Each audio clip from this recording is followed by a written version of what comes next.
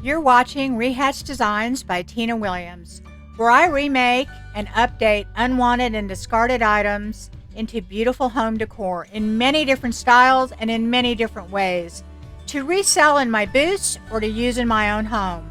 So sit back and enjoy the video, and if you like it, please give me a thumbs up, a like, subscribe, and don't forget to hit that notification bell so you'll know when I upload future videos. Thanks for watching. Hi everybody, I hope you're doing well today. I have several DIYs from you, and all of the bases came from Hobby Lobby.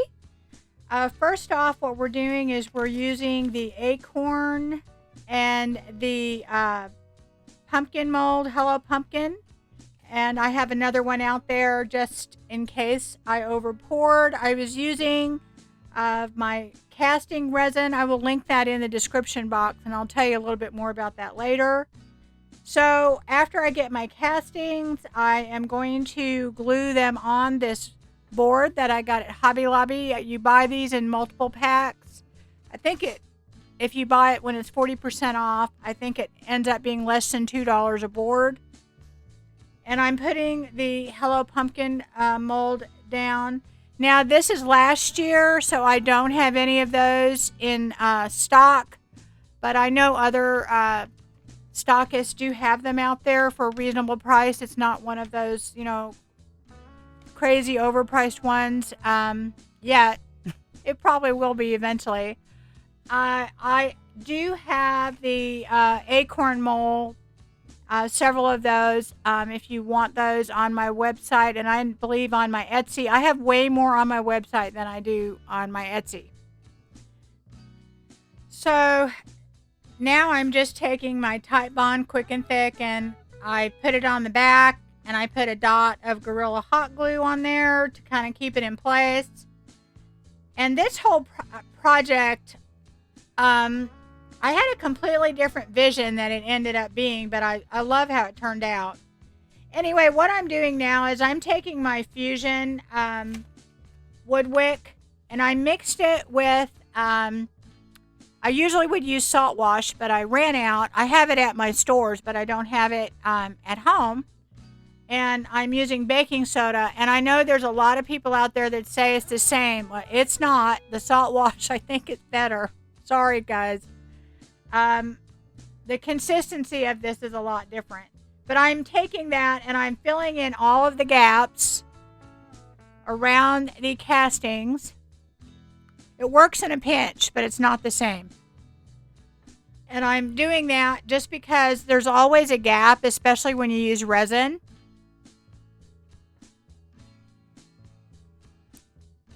And I'm going to go all the way around and try and fill in any gaps. And then I'm going to cover the entire board because I want it to have a rough, almost like concrete type texture. And then I'm going to go over the whole, all of my castings with the Fusion wood wick.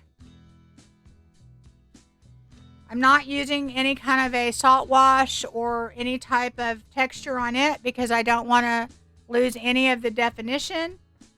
And now I'm going over the whole project with a coat of Sweet Pickins milk paint in the flour sack. And in case you haven't ever used milk paint before, it's a powder mixture that you mix with water 50-50, or however the consistency that you want. I did mine a little thicker. And I'm going to go over the whole thing with it. And the reason that I am covering it all, and I'm not trying to be perfect here, but I am going to end up doing 2 coats. But milk paint will crack when you, not always, you actually can put an additive to it to keep it from cracking. But I want it to crack, and it's a very fine crackle. It's not the same as using like crackle paint or crackle paste or glue. It's really fun. Now, it can chip off really bad, but again, like I said, there's an additive that you can add to keep it from doing that. But most of the time when you're using it, you want it to do that. So I'm putting my second coat on, And I did use my heat gun on the first coat to dry it, and it did give me a little crackle. But usually you get more with your second coat. And one reason I used a fusion paint as my base coat, and I did it last week. If you haven't seen that video, I'll try and drop that in the description box. The reason I use the fusion paint is that it has a built-in sealer in it, and also a primer, but that way the likelihood of my milk paint cracking is better.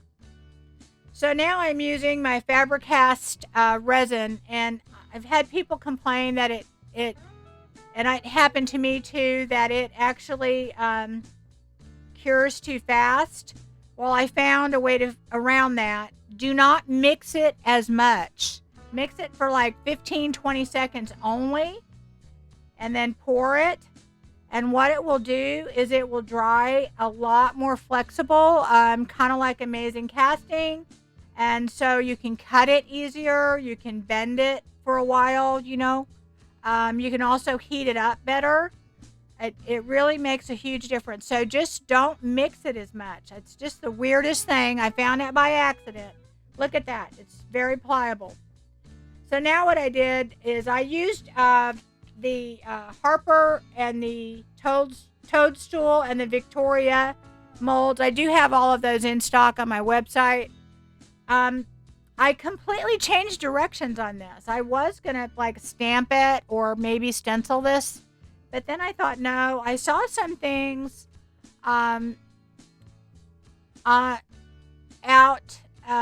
don't remember where I saw it. It was like a casting, like a whole thing like this. It was over $100, by the way. It was on one of the wholesale websites I was visiting, and I can't remember which one it was.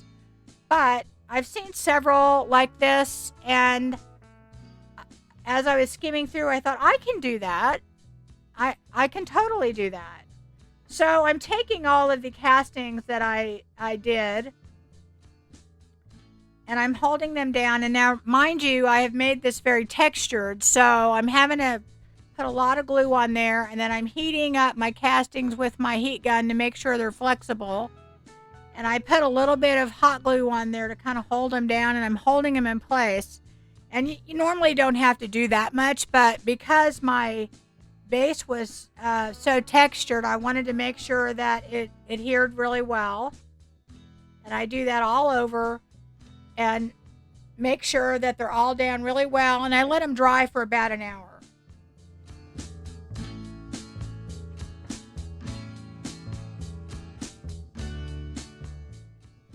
So now what I'm doing is I'm taking the Fusion without any additive in it, just the straight Fusion paint. I'm putting it in the cup because I am going to add some texture later. So I'm going to go over all of these castings that I had not gone over before with the Fusion paint. And you may think, well, why are you doing that? Well, because I did it on the pumpkins that I had put on before. And when these crackle later, you want to be able to see that wood wick behind there.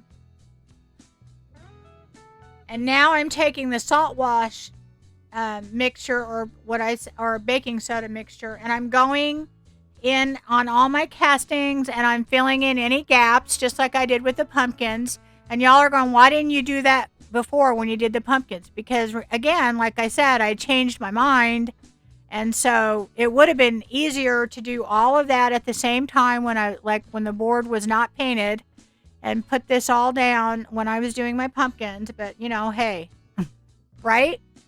So now I'm going over everything with my milk paint again.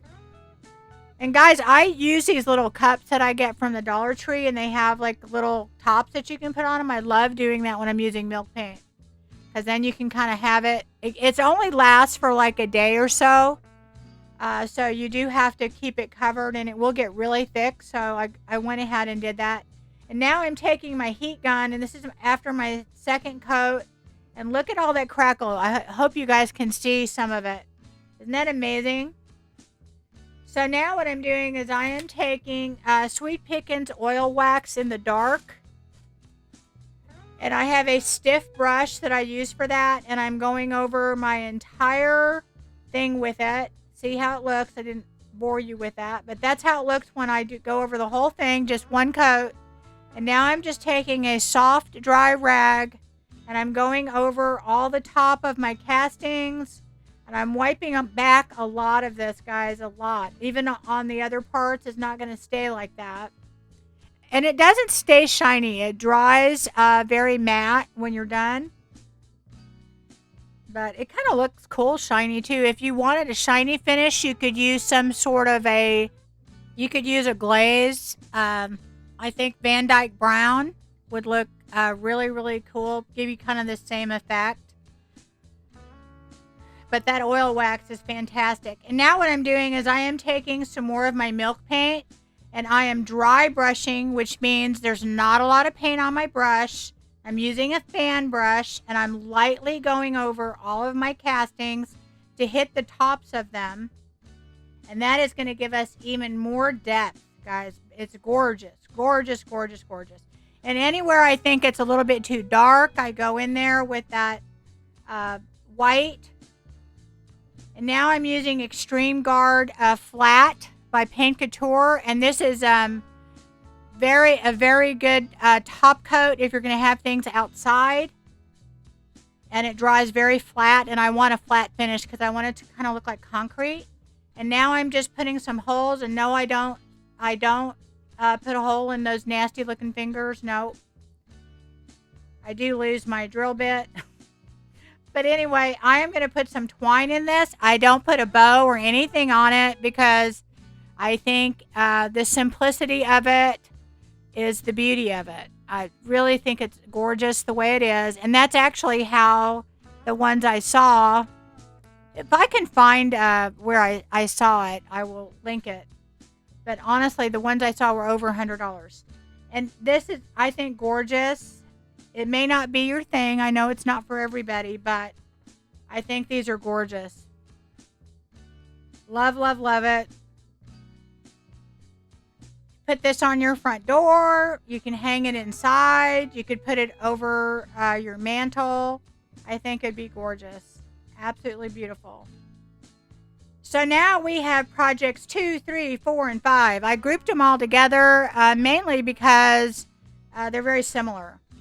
So this is something I got from Hobby Lobby. I think it's like a door hanger. Like you can put it on your door. You can put it in a wreath. You can hang it on a wall. It has these little round discs on them, and I am using some alcohol to make sure, and a little knife, and to try and scrape off all of that residue from the tag. It's just the glue residue. The tag came off easy, but I don't want any of that residue because it'll grab onto the wax that we're going to put on here. And I'm using a sander to get the rest of it off. So their tags are not that bad. They're not as bad as some of the ones from Dollar Tree. But in any case, I do make sure I get all of that off. And I have 2 of them. We're gonna do 2 of these. And what I'm doing is I am taking some wax. And this is Folk Art Wax number 34171. Antique wax. It's a dark wax, and I'm mixing it 50% water, 50% wax, approximately. I didn't measure. I just guesstimated. And all I'm going to do is I am going to use this as a stain. And honestly, you could put any kind of stain on there that you wanted to, but this stuff works. I know a lot of makers out there that use this stuff, and it's because it doesn't have the smell, it doesn't have the mess, the cleanup mess. It dries really quick, and it gives you basically the same effect. So anyway, I'm going to go over both of these. I'm going to go over the bead, everything. Basically, it's a paint on, wipe off, and I do that on the beads too. I try not to get too much on the tassel portion. A little of it will get on a little bit of the rope where the beads are. I use my baby wipe to wipe it off, and then I use that same wipe that has a stain on it to go over all of the beads to make sure that they are done. And I will go over these projects that you see me do with a spray top coat, clear coat, just because I am going to be putting transfers on them. You do need to put a top coat on this wax if you do this, if you're going to use a transfer, because it's very, very hard to put a transfer down on a wax surface, a waxed surface. Not impossible, but very hard. And in fact, when you see me do the first one, I realized I needed to put a second coat of the spray adhesive, or not adhesive, top coat on, because it was still a little bit hard to get that transfer down. And I just used a Rust-Oleum clear coat. You can use any kind you want. You can, paint it on, do whatever you want to do. But make sure it's completely dry before you try and do your transfer too. You want your top coat to be dry. So I'm going to go over these, and I'm actually going to do the other portion of this the same way. We're going to do some other little beaded, I don't know what you call them. This is a door hanger. I think it was $6.99, 40% off. And then, like I said, if you're a wholesaler, get your don't pay tax on it. Mine's 8% here, so that's like 48% off. So now what I'm doing is I am taking our castings that I did, and I am going over those again with the Fusion Woodwick. I just like this color. It's kind of like a dark chocolate color. I like it better than like a black, because the black's a little bit more harsh. So I'm going to go over all of these with that. I'm using just a small brush, and I will go over this again just to give it a nice good coat underneath it. But the great thing about this is that when you put the milk paint over it, it will crackle more. If you do use milk paint, like on a clay-based or just a chalk paint that doesn't have a sealer on it, I would suggest putting a sealer on and then using the milk paint, to crackle, because otherwise what happens is the milk paint just soaks in to whatever paint that you have. It can make it look kind of muddy. Also, it won't crackle as much. And you don't want to use it on raw wood, because it'll just soak in and it won't crackle as much if you're wanting that crackle look. So after I let this dry, I go ahead and I put the top coat of the milk paint on. And I think I do maybe 1 or 2 coats. I made my milk paint a little bit thicker here so it would cover. But I'm trying not to cover this 100% in all of the little indentations and things, because I do want that brown to show through. So I go over all these little pieces, and I even go over the letters. I know it seems like a lot of steps for all of these things, but this look, it has layers to it, and the layered effect is what gives it the look that it is. And if you're making these to sell, you just mass make them. And I actually made more than what you see here. So I have 3 different booths. So usually when you see me making something, a lot of times, unless it's like a one-of-a-kind item that I thrifted, I will make multiples, just because I'm making them for 3 locations. So I go over all of these, and I'm going to let them dry a little bit, and then I'm going to do the same thing that I did with the castings on my other project. I'm going to go over it with my heat gun to help it crackle. And then I'm going to use the oil wax. I'm going to go over all of those because that oil wax really brings out all the little cracks. You can see them because of the difference in the paint, the fusion paint and the milk paint. But when you add that oil wax, it just really brings it out. And it does change the color of your paint. It makes it more of a beigey color. If you don't want that, then you would want to put some sort of clear coat down first. You would want to put a clear wax. You would want to put a clear sealer. Otherwise, it will change the color of your paint, and that is what I'm wanting. I'm wanting it to be darker. So that's why I'm using the dark wax.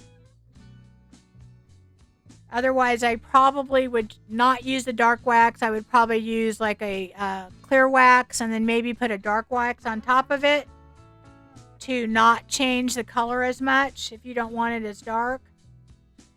So anyway, we go through the same process we did on everything else.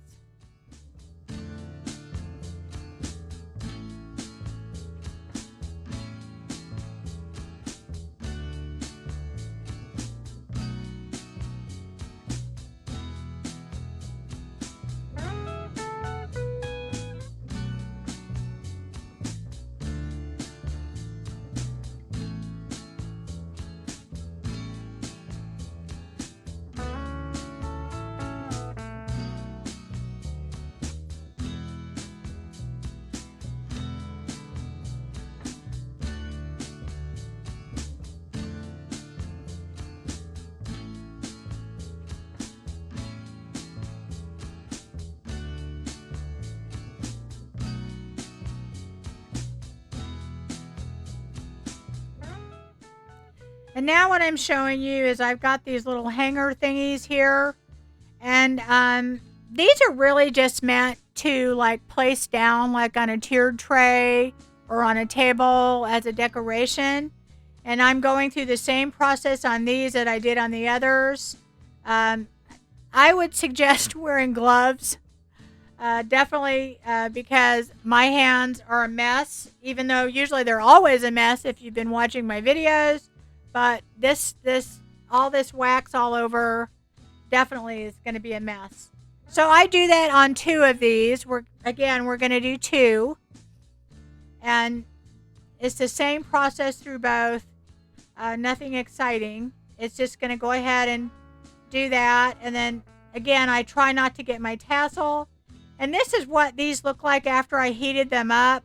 Put the wax on. And then heated it up with the heat gun. So I'm doing the same thing with these that I did on my big piece. I'm taking a fan brush with just a tiny bit of the white milk paint and going over it.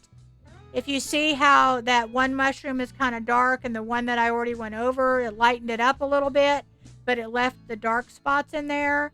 I think this is a step well worth it. It doesn't take but a minute. And it really, really highlights those, all of that beautiful detail in your molds or castings. And of course, I do that on the letters. And what you're going to find out later, guys, is that I don't use both of the Victoria letters that I do here. I actually use some of the Harper. And I went through the same process with the Harper letters, but I just don't show you. I figured you could probably figure that out. But anyway, mainly because the Victoria was a little bit too big. I really didn't like how it looked when I was done. So I went ahead and I had already cast those Harper letters as a backup. And I decided to go ahead and use those. So anyway, what you see me here, don't hate me, but I have the Holly Glen left over from last year, and I'm going to use these guys because I have them. And I am flipping through that, and I found a little hedgehog thing here, transfer, that I want to use. So when IOD comes out with their limited edition products, I think they're going to come out in September for Christmas. Guys, if you want them, you better get them, for one thing, because they usually sell out pretty quick. And This is just from last year, okay? And they're going for upwards of anywhere from 100 to 200. So, yeah. These are, I love these. And you're thinking, well, this is Christmas. I think that these look very fall. I think they're very transitional. The piece that we're doing is going to say fall, so it's kind of in your face fall. But you could definitely do these and not spell out the word fall. And, you know, it's very transitional. Maybe not put a pumpkin on it. But anyway, what I'm doing now is I'm putting my pumpkin on there with some Tite Bond and a little bit of hot glue. And what you don't see me do in this is that stem is going to hang over this a little bit. And I end up cutting that. Didn't use my scissors. I just use, if you ever want to cut like nip a little piece off, I use just my little wire nippers, and it cut off that top piece. I was going to leave it on, but I just didn't like the way it looked. And in the end, it looks way better with it cut it off.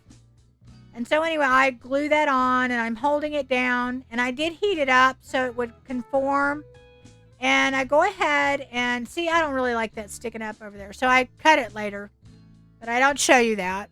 I don't show you guys everything. But if I did, this video would be 12 hours long. It would really be 12 hours long. That's how much editing it takes to put a video out. So I went ahead and glued those on, and now I'm just taking my brush. I take a little bit of alcohol and make sure I get all of that extra glue off to kind of clean it up. That's a tip. And now what I'm doing is I am taking Fusion's bronze glaze and going over this pumpkin. This is something I'm doing different on this one that I did not do, and I'm doing it just to show you basically that you could add a glaze to it. It looks brown here, but boy, let me tell you, this stuff, it dries gorgeous. Gorgeous. It really does look very bronzy. And I'm just putting it in the little crevices, and I'm trying very, very hard not to do it perfect, but I'm just lightly going over it just to make it look like it's old and chippy, and it does look that way. So now I'm flipping through the Holly Glen again, give you an idea of what you missed out on if you didn't get it. And look at those, aren't they gorgeous? Gorgeous. And this kind of goes along with my kind of semi-neutral look here. It's not completely neutral. It has a little bit of color in it, but I think this would work great. Very cottage core looking, guys. Very cottage core. I think that's probably more the theme rather than neutral. I think this is more cottagey Thanksgiving. And so now what I'm doing is I'm taking my fingers to go over this, just to give me an indentation of the line that I need so that I can cut that out.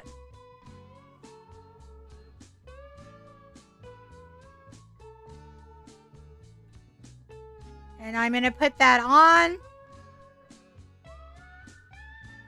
And if you've never done a transfer before, they're very, very easy. These were a little harder, like I said, because I had put wax down first. And I ended up putting another top of clear coat on just to make sure that I could get them down. And once I let that dry completely, it's very easy to get them on. So I'm putting all of these on, and oh, these look so beautiful on, so, especially with that wood look. And that's another thing. I hear people that do retail, and they'll say that it's expensive to do that for projects that you sell. Honestly, I think it gives me a look that you can't get or see anywhere else. And the amount of projects that I'm getting out of just this one book. Now, of course, if you buy it now, you're paying $200 for it. But for the original price, is the amount of projects you get out of these transfer books is a lot. So So now what I'm doing, guys, is I am using my typesetting stamp, and I am going to spell fall, and I don't show you me stamping that. I actually just do FLL, and in place of the A, I use the pumpkin. So I'm going to go ahead and glue that down. I think I just didn't record the stamping, but anyway, I put my stamp on a thin mount, and I used IOD black permanent ink and stamped. So now we're going to move on to our next set of things here. We're going to be using the Fairy Merry Christmas, which is another one that was limited edition. And they're very similar in colors, very cottage core looking. Love, love, love these. And as you can probably guess by looking at them, these are going to go with the mushrooms or the toadstools. So I'm going to take these and I'm going to go ahead and put them down.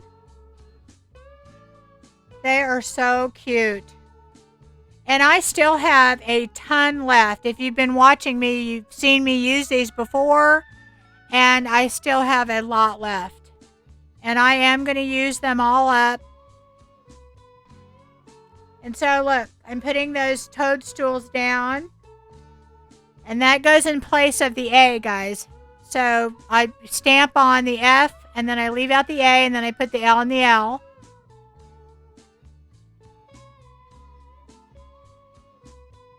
And now my little beaded dangle thing, I'm just going to put one on it.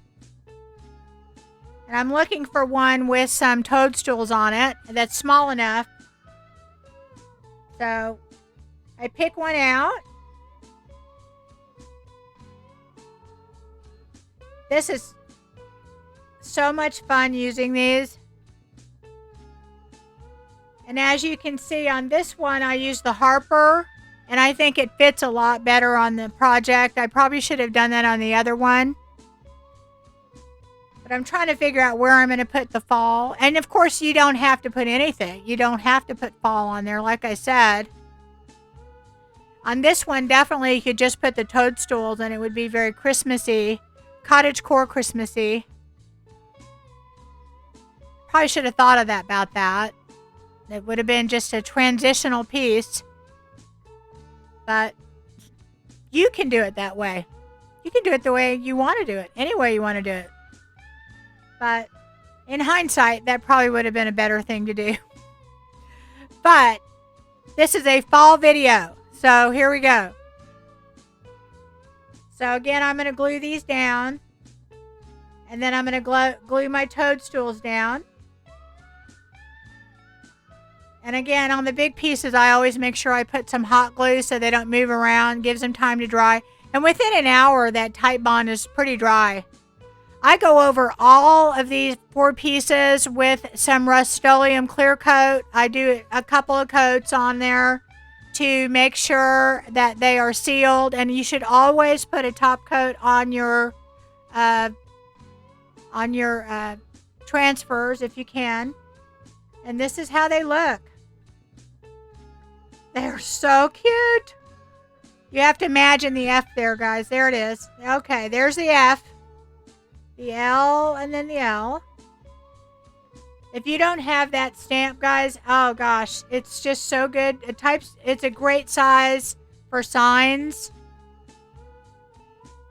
I do have that in my on my website if you want some of those stamps. And I'll probably sell the door hanger things for like $26 to $28. And then the little beaded, I don't know what you call them, little beaded tassel thing for about $18.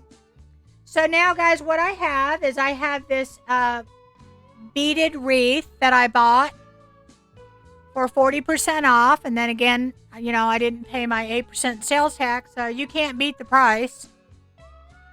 And these beads are really big, and this is a really good size wreath.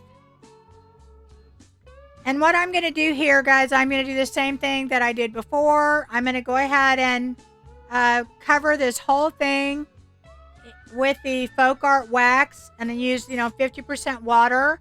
If you want it lighter, then you wouldn't leave the wax on as long, or you would put more water, or you could mix a little bit of white paint in there, or you could make a paint wash with a lighter color. You could use a completely different color with a paint wash.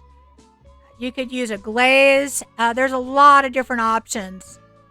But I love this wreath because I love the size of it. I love the size of the beads.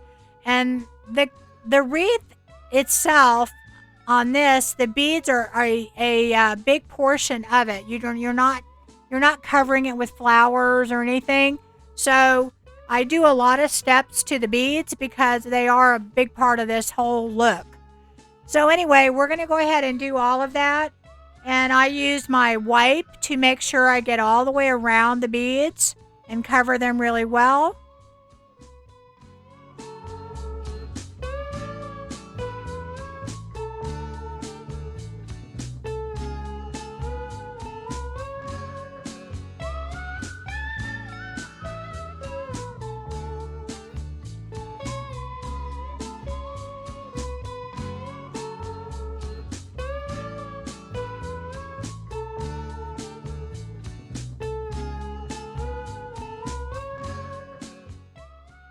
So now what I'm doing is I'm just taking some white chalk paint and I am dry brushing, which means you don't have a lot of paint on your brush, all over these beads, just in little spots. And I'm doing that because I am trying to have a very weathered effect on these beads.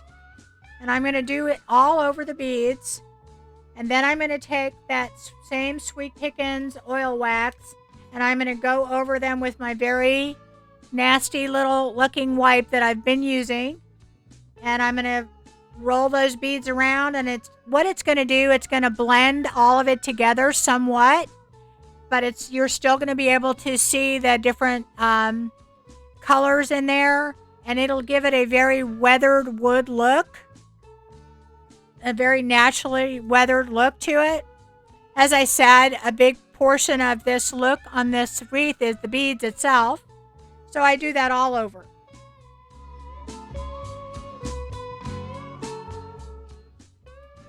So if you have not subscribed to my channel, now's a good time for me to ask you to do that, guys.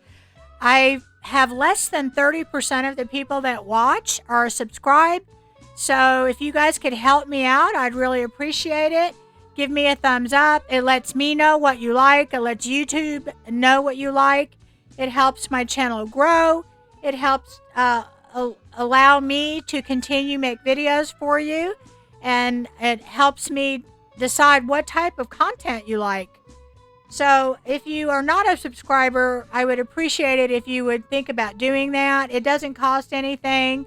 And it does help me tremendously. Much, much appreciated.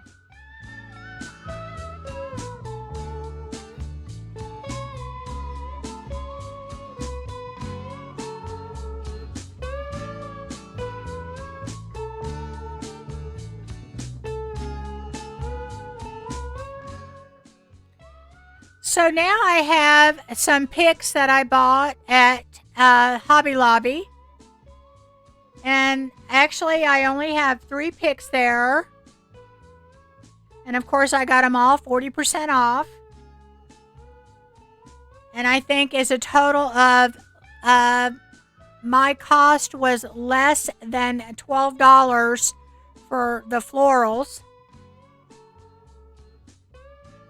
And I'm just positioning them in there, and I wrapped the bottom of the stems around the beads and the wire, and I put some hot glue to help hold them in there. You cannot expect them to stay just with that, but it helps hold them down. And now what I have, guys, is I have a piece of just some cardboard that I got from the back of packaging, and I'm going to cut off a piece that I will glue onto the back of this for stability. So there we are. I just take a bunch of hot glue and glue it down.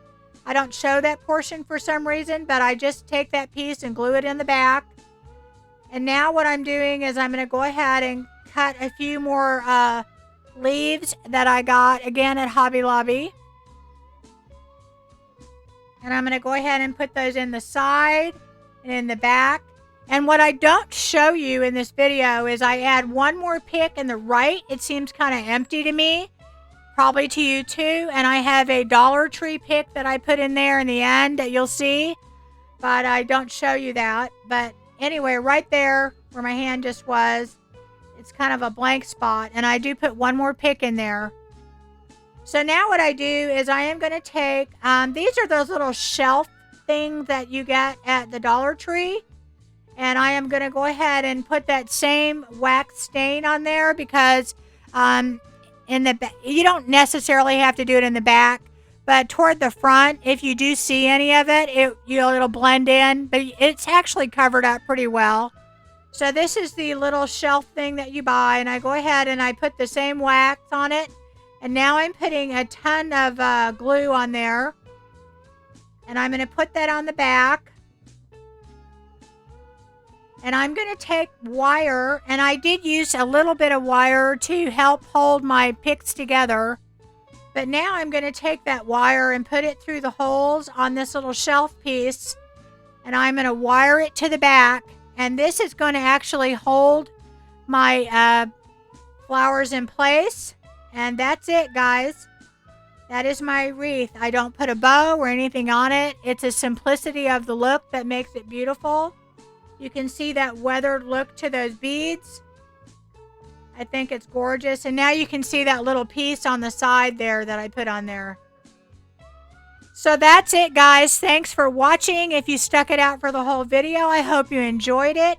And I am trying to put out videos on Tuesdays and Fridays. So I will see you next time. You guys take care.